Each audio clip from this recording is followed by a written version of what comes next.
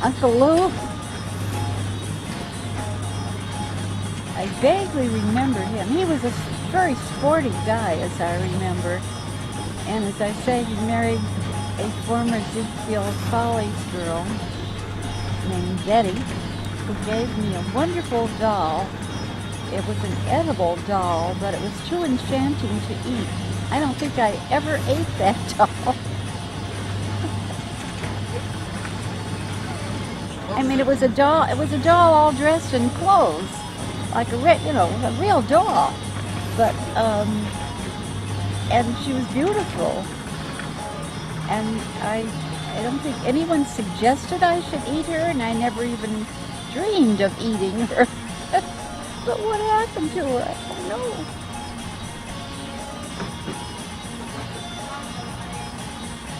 How did he make it good? He said he got rich. Apparently with his, he had some kind of factory, probably a hat factory. His daughter, whose name I'll think of in a moment,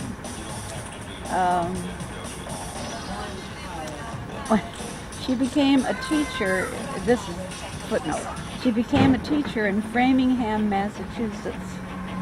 And she once told me the difference between Yale and Harvard men. This is a very dirty joke. The Harvard man and the Yale man were both standing at a urinal, and the Yale man observed that the Harvard man didn't wash his hands afterwards, and he said, "You should always wash your hands after peeing." And the other guy said, "At Harvard, we don't pee on our hands."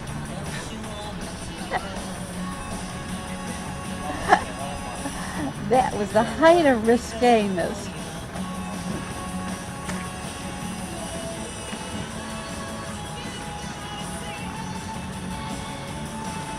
But when she was a little girl, she had a dollhouse in her room.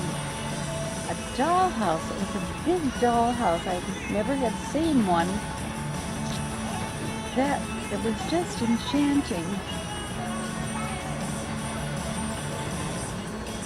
Do you remember anything in it? No, I'm trying to remember. I'm sure it was furnished with furniture. She seemed to be quite blasé about it, but it was hard to imagine being so rich as to have a dollhouse. Dollhouses are things you can make, can't you? Oh, heavens. Well, maybe I know that there are fathers who carpenter for a year to make a dollhouse for Christmas, or there used to be. You can buy all kinds of dollhouses for not very expensive.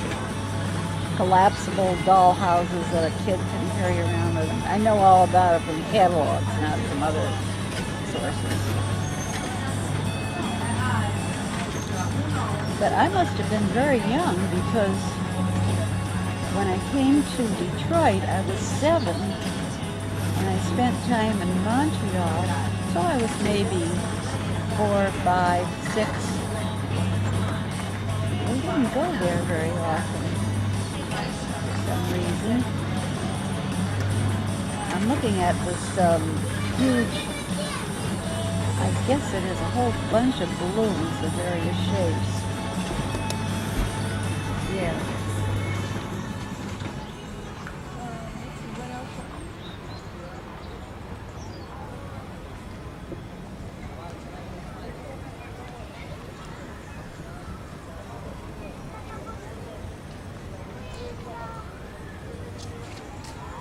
Dreaming, but we never could get you to say what you were dreaming about. I was curious, aside from my night terrors, what it was like growing up in a house with all those brothers and sisters, since I didn't have them. You had only a younger brother. Well, let's see. Actually, we were sort of divided. There was Cyril and Phyllis and Cyril. and then there was Dorothy in the middle, and then there was Bob, and then there was Helen. Bob and Helen were the two we didn't have much to do with. Not much with Cyril, with Dorothy either. Except that she would occasionally join us when we were making things. We were always making things. I think I told you that whenever we discovered a new scrap of cloth or paper, my father's wonderful wallpaper books, what can we do with that? I don't know. I always thought I would have liked to have an older sister, or something. I would think that they would teach you things or orient you to the world. You would think so. I don't remember Dorothy doing anything like that. Cyril expected me to, I was her older sister. I was 18 months older. But she always, to the end of her life, she wanted to please me and was kind of defiant. Like, I thought she shouldn't be in that house any longer toward the end of her life. I thought it was just too much for her. Arnold wouldn't allow a cleaning person to come into the house because he didn't trust anybody. And as he pointed out, it wasn't the cleaning person herself, it was her friends and brothers and uncles and so on that he would be afraid of. When they were living, well, wherever they were living, he always felt that way. So they did all their own cleaning themselves. And he could build wonderful things. And I think he did the shopping. And probably did most of the cooking, now that I come to think of it.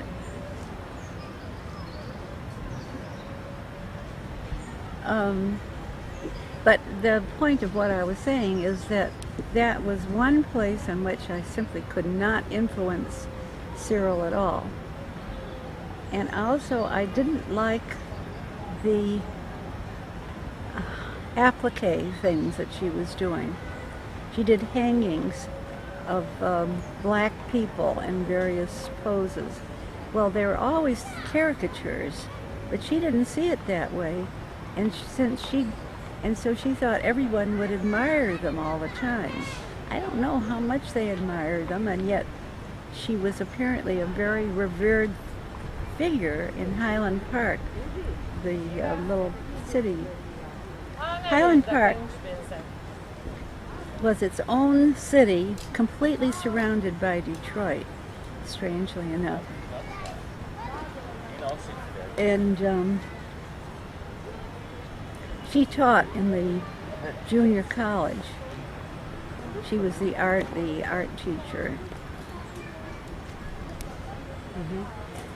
She was very modest about her. She received many honors. Only once, she happened to, this was on one of my visits, I think, to bring out a box crammed full of ribbons and badges and certificates lauding her for one thing or another. And I think that she belonged to the kind of people who, if they give me an honor, it can't be any good, kind of thing. So, I wouldn't want to belong to a club that would take me in. I forget how that goes. Groucho Marx's, I think, famous comment. So, how did she become an artist, or when did she realize she was going to be an artist? In high school, she went to a technical high school, so she must have been interested in art, in drawing. I'm trying to think.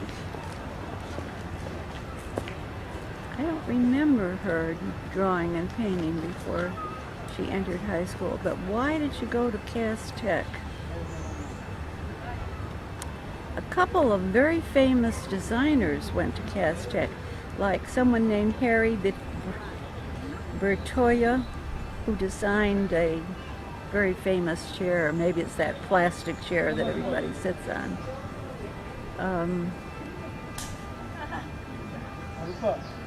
That he was a classmate of hers.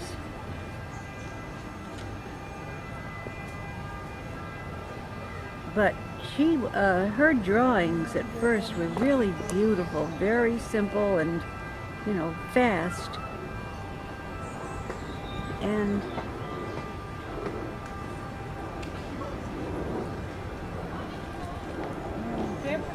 well, she went through periods as an artist.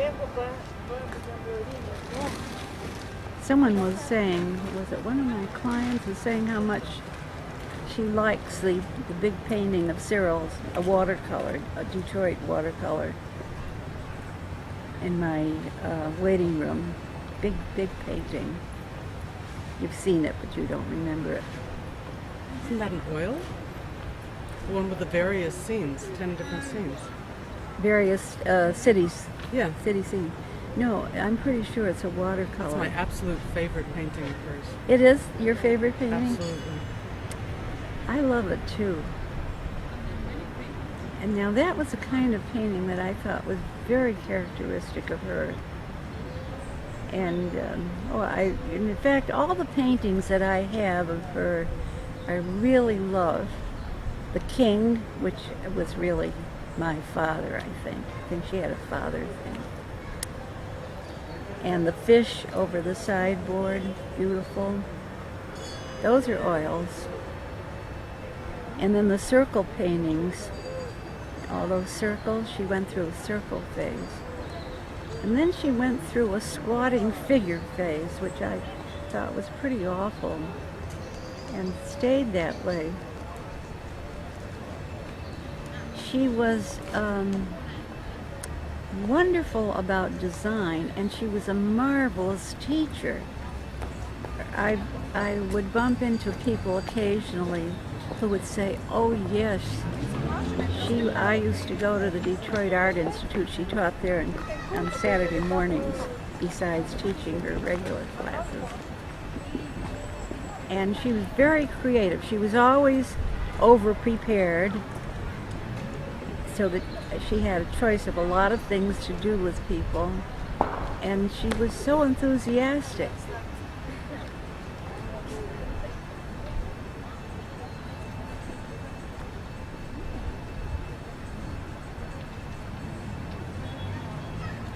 Did you ever see a picture of her in her red bathing suit today? And she was about 2 or 3 years old. She had a little red bathing suit. I'm sure I have that picture somewhere. So darling.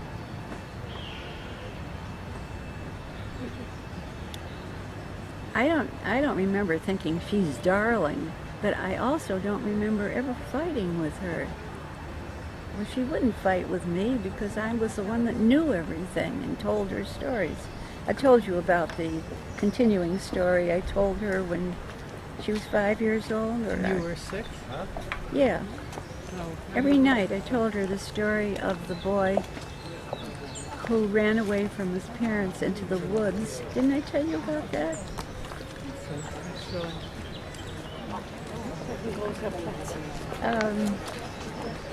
He ran away from his parents into the woods, and he lived all by himself. And he dressed in animal skins, and he built a house of animal skins. And I remember describing the house. You know, this is a continuing story, night after night. And I described each of these things he did in minute detail. And she, of course, hung on my every word.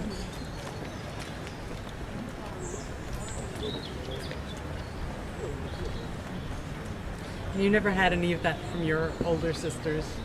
No. No, I didn't. How about when they were teenagers and you were slightly less than a teenager? Well, Dorothy sort of taught me to play the piano because she was taking piano in high school. There was such a thing. She actually had some piano books, and so I learned to, I think she must have helped me a bit. I couldn't have learned all about where to put my fingers without someone telling me. In fact, I think that a couple of those Bach minuets or whatever they are that I've been playing for all of my life since I was 10 years old. My sister Helen went to the Boston Conservatory of Music, I believe. She went to some conservatory, and I used to love to hear her play. And I have tried to play. I think she played that little Beethoven sonatina that I have been trying to play for the last 80 years or so, 75 years. No, I didn't get up to that high until quite a while later. She played something called Falling Leaves, which I have in one of my books, and I've tried to play it because I remember it so well. What did she... You were born in 1916. Right, and Helen was born in, I think, 1908. Mm-hmm. And Now, what about the Flappers? the Flappers? Yeah. Oh, she was a flapper. She quit high school. I don't think she graduated from high school. Ostensibly because she had to help with money. That was her story. But I really don't think she liked school, and she was going around with a, quotes, fast crowd. And they would have parties at our house, and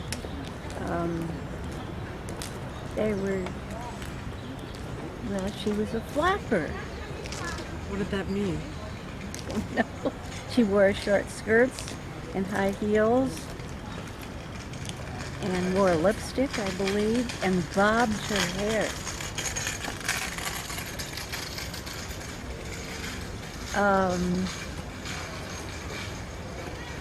And then she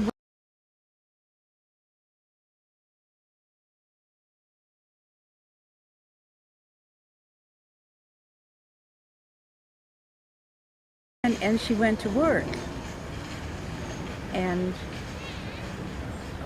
for a while she was a sales girl at a store, I think a downtown store, and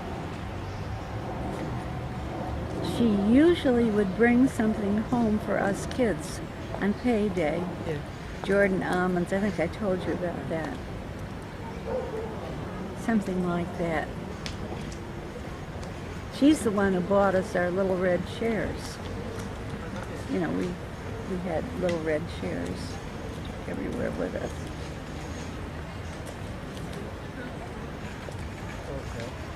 Do you remember anything related to that war when you were a tiny little kid?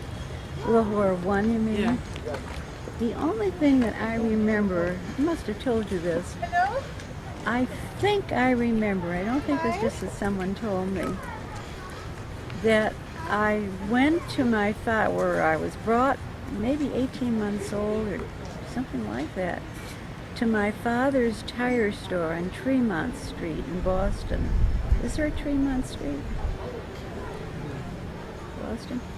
At any rate, he hoisted me onto his shoulders so that I could see the soldiers marching home from the war. So I remember that from that war. I certainly couldn't have been more than 2, maybe a year and a half. You think that's possible? Anyway, I'm pretty sure I remember that.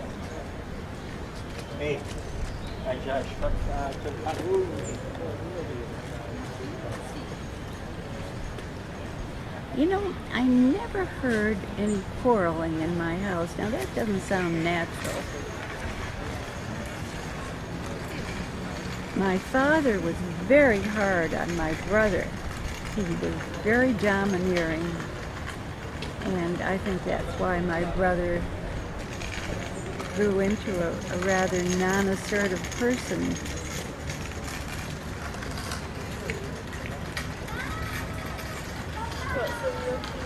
Who could never accept that Eric had anything wrong with him.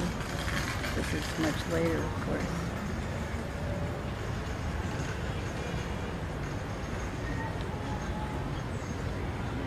But earlier, well, I told you about going to school and having a big non-English speaking boy in first grade with me, and then he was moved into higher grades. Obviously, didn't have to be in first grade, but that was bilingualism bilingual teaching in those days. You just put the non-English speaker into a very low grade, and he would catch on to all that work, and then he would be moved into a higher grade as he could speak and understand better.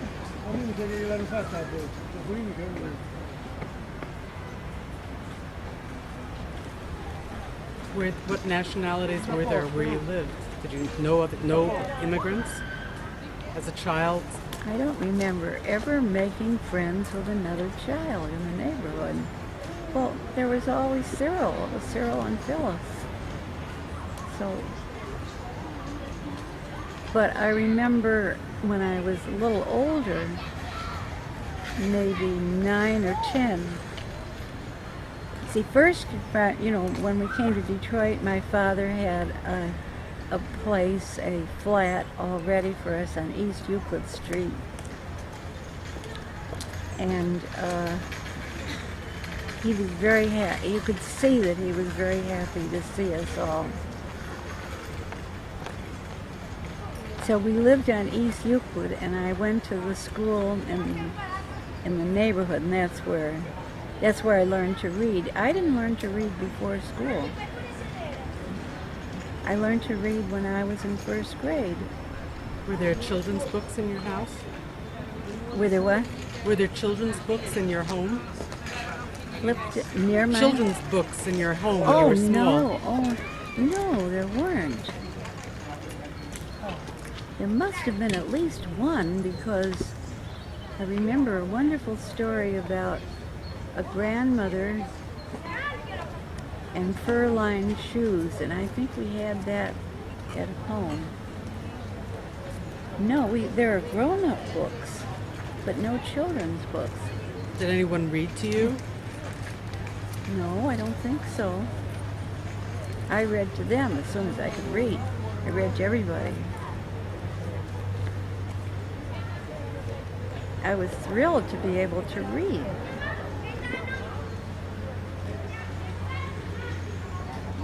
And Cyril also didn't learn to read until...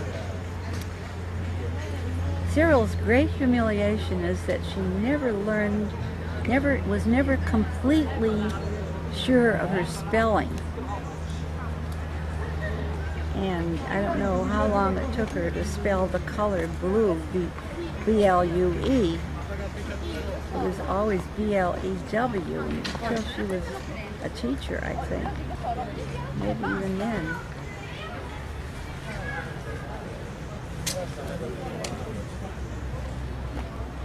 Well, then when we moved from East Euclid, we moved into what seemed to be the suburbs.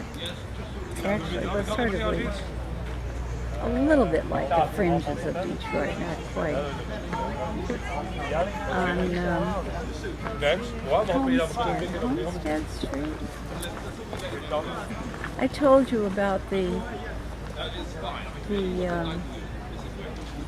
big empty lots in back of our house, which had, what stays in my memory particularly, besides picnicking there with Cyril,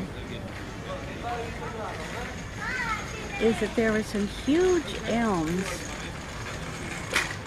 that I could see in the evenings when I was at my house. have always stayed in my memory a line of elm trees. Well, that was a nice house. And I'm looking at the high heels on that woman. Why? I'm a little part in high heels.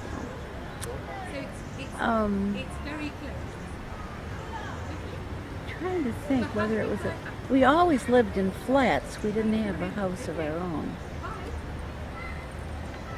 In fact, I can't remember till the Davises bought a house. I can't remember anyone living in a whole house.